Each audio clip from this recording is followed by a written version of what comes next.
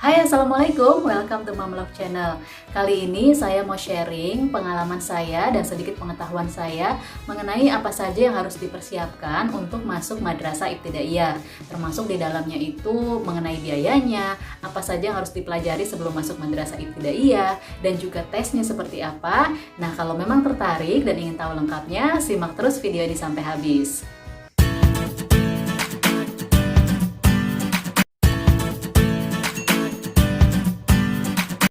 Terima kasih masih lanjut nonton video ini. Oh ya, sebelumnya kalau yang ingin tahu apa sih sebenarnya perbedaan antara SD dan MI, saya pernah buat videonya, bisa klik link video di atas ini. Di situ saya bahas tuntas mengenai perbedaan antara sekolah dasar dan madrasah ibtidaiyah. Ada info mengenai bagaimana sih sebenarnya waktu sekolahnya, pelajarannya seperti apa, bedanya sebenarnya seperti apa. Nah, boleh ditonton nanti supaya yakin kira-kira mau pilih SD atau MI. Oke, kenapa sih saya membahas mengenai persiapan untuk masuk sekolah madrasah ibtidaiyah? Yang pertama, tentu saja karena kalau SD itu mungkin sebagian besar kita itu sekolah di sekolah dasar negeri atau sekolah dasar umum. Nah, sedangkan untuk madrasah ibtidaiyah itu di zaman dulu apalagi belum banyak orang yang memilih sekolah madrasah ibtidaiyah. Tentu saja informasi ini masih sedikit, makanya saya memutuskan untuk sharing mengenai hal ini. Yang kedua, saya mau update informasi mengenai perkembangan madrasah ibtidaiyah. Mungkin ada sebagian orang yang berpikir kalau madrasah itu ketinggalan zaman, kurang modern, dan lain sebagainya. Nah, kenyataannya saat ini perkembangan madrasah itu sudah sangat pesat, maju, dan bisa bersaing dengan sekolah lain. Bahkan tiap tahunnya itu peminat atau orang tua yang berminat untuk menyekolahkan anaknya di madrasah itu terus-terus bertambah. Yang ketiga, tentu saja supaya orang tua dan anak bisa melakukan persiapan, supaya nanti kalau sudah sekolah di madrasah, semuanya itu bisa berjalan baik dan lancar. Nah, yang terakhir, itu karena memang di sebagian besar madrasah melakukan tes pada saat penerimaan anak didik baru. Nah, kalau gitu kita bahas satu-satu apa saja persiapannya. Biasanya kalau anak sudah masuk usia prasekolah itu sudah ada keinginan ya untuk sekolah. Nah, sebelum kita memutuskan untuk masuk ke sekolah madrasah, ada baiknya kita bicarakan dulu ke anak supaya kita tahu kira-kira dia mau nggak ya sekolah di sekolah pilihan kita. Caranya bisa macam-macam ya, bisa mulai ngobrol santai, kasih tahu anak apa sih itu madrasah, kayak gimana sih pelajarannya, atau bisa juga kita bawa anak kita ke lokasi sekolah madrasah yang jadi pilihan kita nanti, atau kalau misalnya punya saudara atau kenalan yang sudah sekolah di madrasah, nah itu kita bisa kasih tahu ke anak, itu loh seperti sekolahnya si A, seperti sekolahnya si B. Nah, nanti dari situ anak biasanya sudah mulai ada gambaran. Nah, kenapa ngobrol masalah pilihan sekolah ke anak itu penting?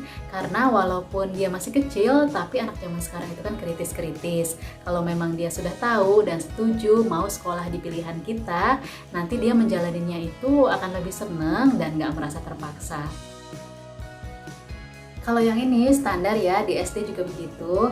Kita harus mempersiapkan anak kita supaya bisa calistung, membaca, menulis, dan berhitung.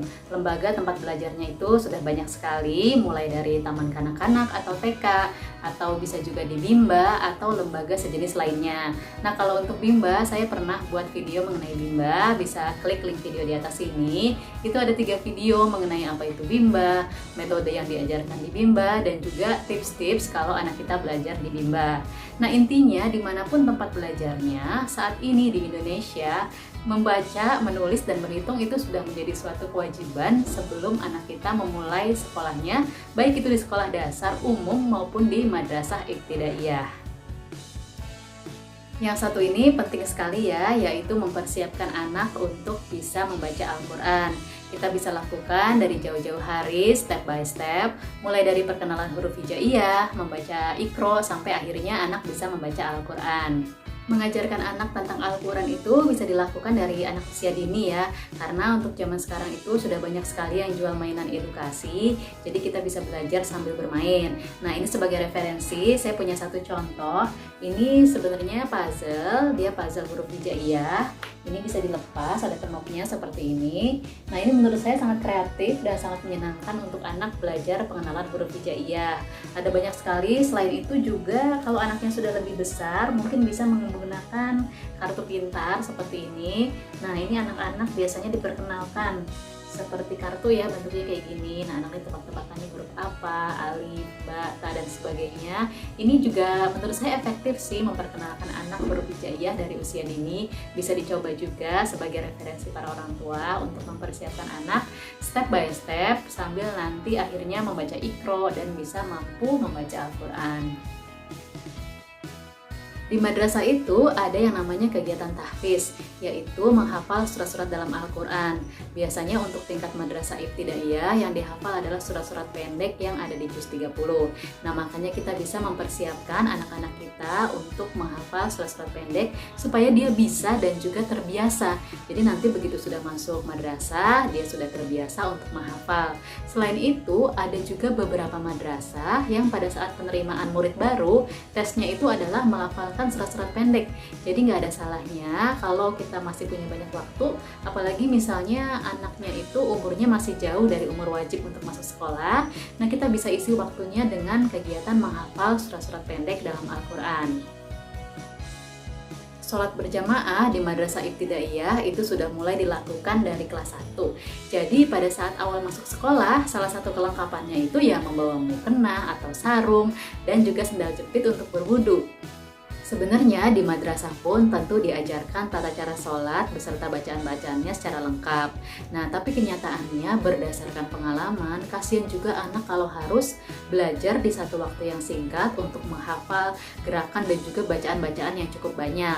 Nah, untuk mensiasatinya, kita bisa melakukan persiapan dari sebelum masuk madrasah ibtidaiyah. Kita bisa masukin anak kita ke TPA, belajar di TPA, belajar praktek di rumah, menghafal gerakan dan juga bacaan sholatnya sambil kita lakukan bersama-sama supaya lebih efektif. Nah, itu lebih baik. Jadi nanti begitu masuk madrasah, anak kita itu sudah bisa dan terbiasa.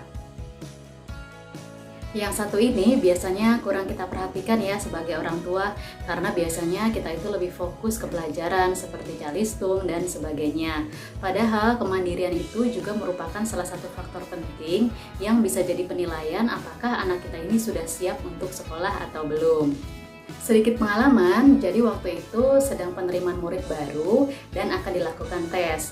Jadi memang orang tua itu kan hanya mengantarkan dan menunggu. Jadi anak akan diantarkan oleh guru ke kelas dan mengerjakan soal-soal. Nah, ini ada satu anak yang menangis. Jadi belum mengerjakan soal pun dia sudah menangis. Nah, langsung saja guru mengembalikan anaknya ke orang tua karena dinilai belum mandiri dan belum siap untuk sekolah. Mengajarkan kemandirian itu bisa disesuaikan dengan umur anak. Saya yakin semua orang tua itu sudah tahu ya bagaimana caranya.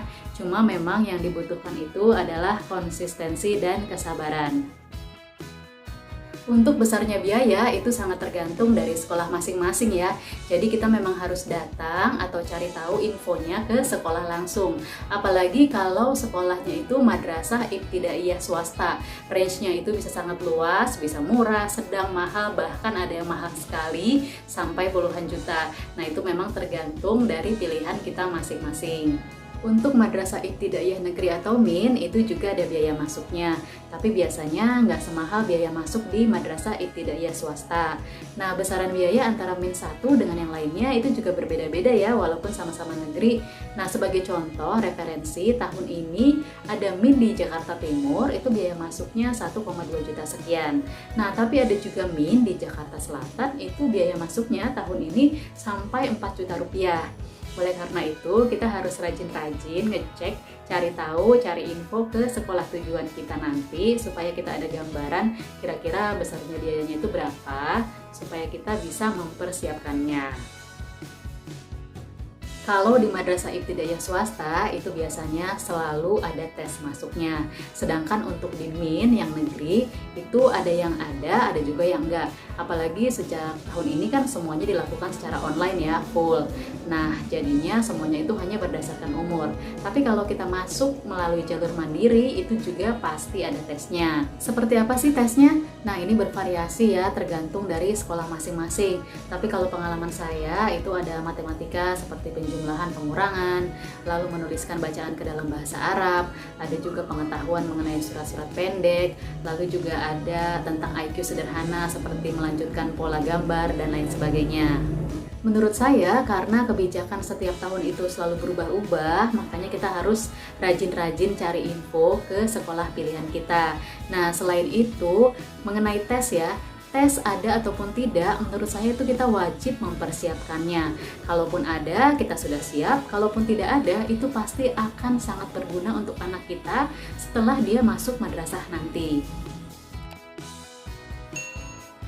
Nah, itu tadi beberapa hal yang bisa kita persiapkan kalau kita memilih Madrasah Ibtidaiyah sebagai sekolah anak kita.